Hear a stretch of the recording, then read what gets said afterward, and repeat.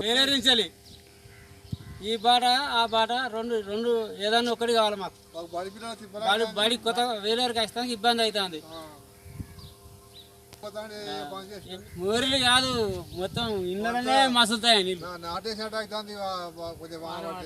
ఏళ్ళు చూసిరా చెడైపోతే అని సరే దోమలు గుట్టి తిరందాకా ఎవరు రేట్ లేదు ఏది లేదు జురికిస్తే బంగ్లాపల్లె రోడ్డు మొత్తం మాకు ఏ లాంటివి మాకు బడి పొరాలు నాకు పోయేతంకు లేదు దీని గురించి అంత ఈ వారికి పేపర్లో వాడడం అంత పెద్ద లొల్లిలు అయినాయి మొత్తం కేసులు అయినాయి ఇంకా దీని గురించి.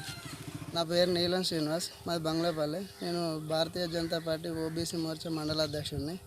మా ఊరికి కనీసం వేలేరు నుంచి బంగ్లాపల్లె వరకు కనీసం వర్షం పడితే మొత్తం గతుకుల రోడ్డు మొత్తం మురికి నీరు తయారై పిల్లలకు కానీ మాకు కానీ బాగా ఇబ్బంది తయారవుతుంది. పిల్లలు బడికి పోవడానికి బాగా ఇబ్బంది పడతారు. ఇక్కడ వర్షం నీరు అనేది నిల్వ స్టాక్ ఉండిపోయి ఏంటంటే దోమల వల్ల పిల్లలకు ఆ దోమలు కొట్టి విష జ్వరాలు వస్తున్నాయి. మళ్ళీ మేము ఏదన్నా హాస్పిటల్ పోవాలన్నా ఇటు 3 కిలోమీటర్లు అటు కిలోమీటర్ పోవాల్సి ఉన్నది. దేని మీద పోదామన్నా కనీసం బైక్ మీద పోతే మొత్తం ఇటు మూల నుంచి అటు మూల దాకా జారుకుంటూ పోతుంది. అట్లా అడ్డం పడేటట్టు అవుతుంది. ప్రభుత్వం పట్టించుకొని మాకు రోడ్లు కావాలి, మురికి కాలువలు కావాలి. కనీసం మాకు బస్ సౌకర్యం లేదు. అంబులెన్స్ ఇక్కడ దాకా రమ్మంటే నారాయణగిరి దాకా తీసుకొని రండి, నారాయణగిరి దాకా తీసుకొస్తే ఆ నుంచి అటు తీసుకొని పోదాం. అదే ఇక్కడ నుంచి మాకు సౌకర్యం ఉన్నాక నారాయణగిరి దాకా తీసుకొచ్చేటోళ్ళం, డైరెక్ట్ హన్మకొండ దాకా తీసుకుపోలేము.